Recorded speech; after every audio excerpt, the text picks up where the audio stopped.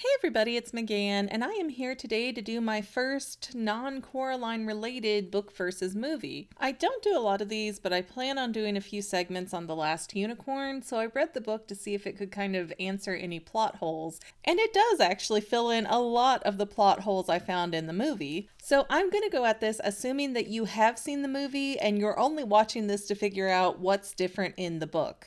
And the way I do it, I don't go over every single little difference because that can be the whole book in a lot of cases. So I just took different notes on things that I thought, oh, that's really different, or oh, that's worth mentioning. So, chapter by chapter, my notes for chapter 1 are that unicorns do breed, but it's very rarely. And when it comes to the point that the man in the field tries to catch the unicorn and calls her a mare, and the unicorn gets very offended by this, she says she has no idea why men can't see unicorns now, whereas in the movie she says, oh, I had forgotten that men cannot see unicorns. Then the butterfly appears to the unicorn well after she's on the road. It seems like it's been years. And in the movie, I do believe that the butterfly is one of the first things that come in after the people enter her forest and tell her that, hey, you're the last unicorn. And I really feel like it works a little bit better in the movie to have the butterfly come earlier on because that's just her last bit of incentive to leave the forest behind. Whereas in the book, it's like the butterfly randomly shows up on her travels and gives her a direction to look for with the red bull. And when the unicorn is caught by Mommy Fortuna, they had to take apart the 9th cage in their circuit and build it around the unicorn so it doesn't wake her. And the spell that Mommy Fortuna puts on the unicorn keeps her from waking up, but just so long as she doesn't get touched. But Mommy Fortuna does make an interesting threat where she says if Schmendrick or Rook even brush her mane while they're building that cage around her, their hand will automatically turn into a donkey's hoof. Now, chapter 2 is mostly about the Midnight Carnival. And interestingly, Ragnarok gets questioned, and Rook says only part of the snake appears, and it's his belly button. And the rest of the snake is in another dimension, which is kind of a really, really smart way to cover for yourself here in this situation. I don't know how they're explaining the dimensional gap, and they really don't in the book, but that's clever, I'll give them that. There's also a story about the satyr that only the men are allowed to listen to at the end of the show. And by the way, I get quite a few commenters that slam me for my pronunciation of things, so please be sparing and keep in mind that I'm knowing a lot of these names only from books. I also have crazy dyslexia, so the fact that I can even write and read my own notes is sometimes a feat in and of itself. Oh, and the book also has this spider, and her illusionary persona is the Arachne of Lydia, which was like this big spider that could make these crazy amazing designs in her web, and I think part of that was that she caught the moon in her web. And the poor spider actually believes that she is this creature, like it's not an illusion for her, she believes it. And that the poor spider's belief in itself is actually helping to power the illusion even more. Likewise, they mentioned that the wonder of the rubes is what keeps the illusions visible. So if they looked in the manticore cage and said, oh, I don't believe that, they would just see the lion. So the illusions are just kind of there like a thin veil, and the customers are kind of the fuel to the fire that decides how brightly they burn. Another note I took is that the book says unicorns cannot cry. And apparently when witches weep, it comes out via grains of sand. Oh, and in the book, the very last wagon at the Midnight Carnival has an old woman named Ellie, maybe Eli, and she is the embodiment of old age, and it freaks everybody out and makes them leave the carnival without listening to the satyr story. It's really creepy and good, and it's actually Mommy Fortuna disguising herself to freak people out. And I don't get why they cut that from the movie, except for maybe a timing issue, because they already had Mommy Fortuna there and ready. In chapter 3, the book mentions that Schmendrick's smile makes him look older. And to jump ahead a little bit and spoil the order of the book, I do remember very clearly a line in the movie where Schmendrick says something like, I'm older than I look. But the movie really doesn't go any further into the issue after that. Well, it turns out that Schmendrick used to apprentice under a magician named Nikos. He said something to the effect of, you probably have greater power than me, but you have no idea how to access it. You're going to spend and waste your entire life just trying to figure out how to access it. So I'm going to put an aging spell on you so that you will not age another day until you learn how to master your own magic. But while trying to free the unicorn in the Midnight Carnival, Schmendrick does the same spells we see from the movie that don't really get anywhere. Plus, he does something where he calls a monster to break open the cage, and he tries to send it back, but then he can't control the monster and it won't leave. Well, that is, it won't leave until it sees Celaeno the harpy, and even the monster was afraid of the harpy. Then my last note for chapter 3 is that when the unicorn goes around freeing all the captive animals, she starts walking up to free the harpy, and instead of doing the yes, yes, we are sisters, you and I, and that creepy old man voice that it has, the harpy flat out says, I'm gonna kill you if you free me, unicorn. And the unicorn does it anyways. It's almost like a compulsion. In chapter 4, we get a little more backstory on Schmendrick's old master, Nikos. And apparently, one of the things that Nikos was the most famous for was turning a unicorn into a man when hunters came after it. But the big issue was that Nikos couldn't turn the man back into a unicorn, and the man went on to marry a woman, and he was very well respected, but just never able to be a unicorn again. Oh, and then a big difference in how something worked out. When they're traveling, the movie kind of makes it seem like these places are a lot closer together than they are, but in the book they make sure to say that Schmendrick stops at a lot of these towns and performs magic to earn his supper and lodging for the night. And it was in one of these towns that Jack Jingley showed up. One of Schmendrick's tricks kind of made him mad, so he snatched him up and brought him to Captain Cully because of that. The weird part was that Jack Jingley was going into that town because the mayor was shaking the bandits down. It was like, hey, you don't want us to bother you and send our forces in there to kill and capture your people, you better pay up. So Jack Jingley wasn't just riding through the woods and, super keen on seeing Schmendrick's cloak and grabbing him and like, ha ha ha, we're going to take you captive kind of thing. He was really a good bit more of a pathetic character, as is illustrated more in chapter 5 when Jack Jingley doesn't get the password right to get into the section of forest that the rest of Cully's men are, and they shoot an arrow and hit him with it. Then when Molly surfaces and she says that line that I know is in the movie because I've always wondered, what are you talking about? She says, slit his wizard, which is apparently supposed to be weasand or waysand. I'm not familiar with this word. And the word gizzard just sort of mushed together like in Mean Girls where she accidentally says gruel when she wanted to say great, but she said cool in the middle. And the way Captain Cully talks about Molly is very unsettling, really. It's kind of like mean-spirited and rude. He calls her suspicious, pinched, dour, prematurely old, and even a touch tyrannical. And actually the men start getting really kind of aggravated with Cully, and it seems like Schmendrick jumps in and starts doing his magic routine as a way to kind of stop the pressure cooker and almost save Captain Cully's life right there. I don't know what his men were actually about to do, but it seemed to me like they were about to mutiny. And when Schmendrick finally calls the Robin Hood group to walk through the campsite and most of Cully's men follow them, the book says that the men were wild with loss.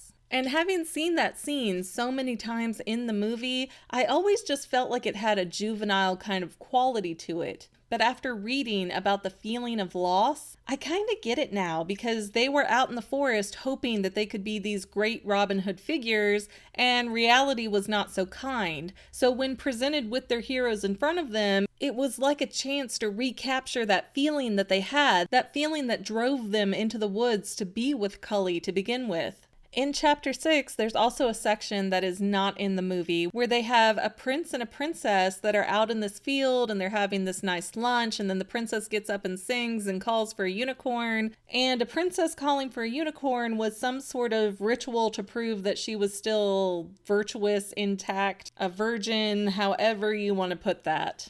And when no unicorn came out, the prince was like, oh, that's okay. This was just for custom anyways. Nobody really expected a unicorn to come. And in chapter 7, we get inside the city of Hagsgate, which is the last city right before Haggard's castle. And this is a huge part of the book that is also missing from the movie, because Hagsgate is super prosperous due to a witch's curse. Yes, curse. So Haggard got this witch to design and build his rickety old castle at the top of the mountain. And then when all was said and done, he refused to pay the witch. So the witch goes down to Hagsgate and says, listen, you need to talk to your master and make him pay me. And the townspeople were like, this is not our problem. We don't want on his bad side. So the witch ends up cursing the whole city and the castle.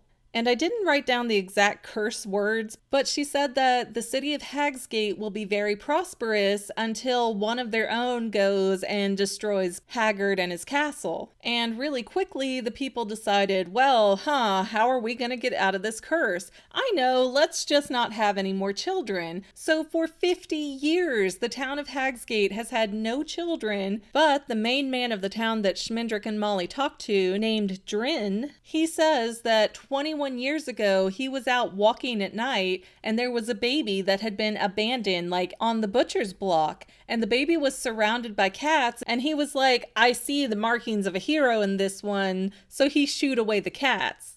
But then the next day, they couldn't find the baby anywhere, and they suspected that Haggard came into town and took him. In chapter 8, they make mention that the Red Bull is blind, which I don't know if the movie really shows us that or not, but it never crossed my mind that he couldn't see before. It also mentions that the bull hates the daylight, which I can't really remember him being out much in the daylight in the movie, but I do think the final battle is in the daytime. In chapter 9, we have the moment in the movie where Schmendrick, Molly, and the unicorn, now as a human, are walking up to Haggard's castle, and there's the 2 sentries at the top of the tower talking about them coming. But in the book, Lear is immediately obsessed with the Lady Amalthea. And it turns out that Lear was actually the same prince that was in the forest with the princess. So Lear was already engaged and had to break off his engagement because of his obsession with the Lady Amalthea. Lear also presents himself as much more inexperienced. He fumbles around with his sword some, he's caught giggling, he's really immature. In chapter 10, we are in the kitchen with Molly, and Lear's in there complaining about, oh, I've done all this stuff and the Lady Amalthea still won't give me the time of day. But total, Lear has swam 4 rivers, slain 5 dragons, climbed 7 unclimbable mountains, spent 3 nights in the Marsh of the Hanged Men, lived through an evil forest, ended his betrothal, banished 15 black knights, and killed countless witches, giants, and monsters. And after Lear leaves the room and the Lady Amalthea comes in, and Molly's like, well, you should give him a kind word at least. I loved Amalthea's response here. I wish they would have put it in the movie because it would have made so much more sense.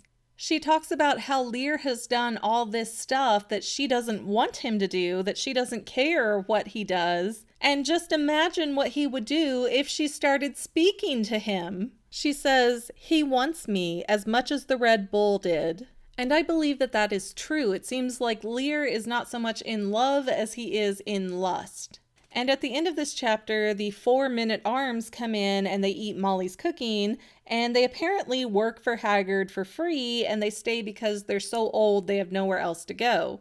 They also mention that what Haggard does or doesn't wish is the only concern of the Red Bull, so there's maybe some kind of psychic link there to a degree. When the cat finally speaks to Molly, in the movie we have no idea why this happened and it's really just a bizarre moment, but in the book they explain that saying the name unicorn made the cat feel like speaking.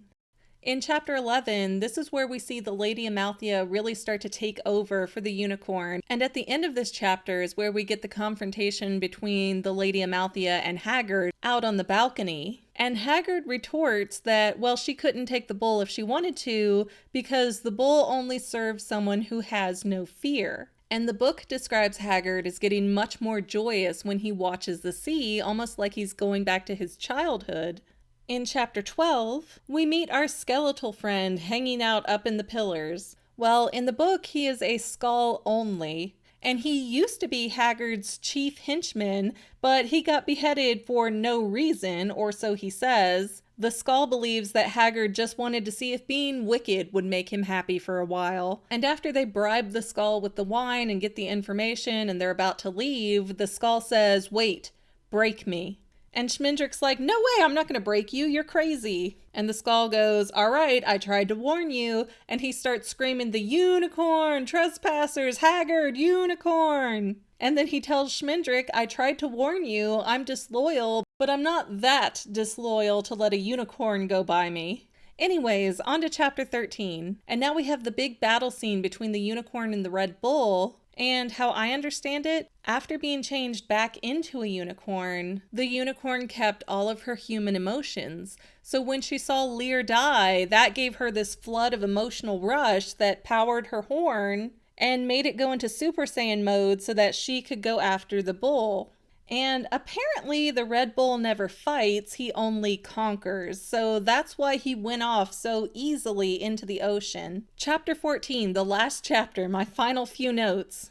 As they leave Haggard's country, they see that spring has finally come to the land for the first time in 50 years. Except for at Hag's Gate, where it looked like someone just trampled the place down to the ground. And Lear comes by and sees it, and he goes, "Oh, no, I'm not going to let my magician help you. You're going to have to rebuild it yourself, and if you want a good fortune, you need to work hard and earn what you get." And Drin from Hag's Gate comes running out saying, "Oh, you're my boy, you're my son, my poor son, I love you so much, and it's all because of me. I'm so great that you get to be the king. Isn't that wonderful of me for leaving you abandoned with those cats, son?"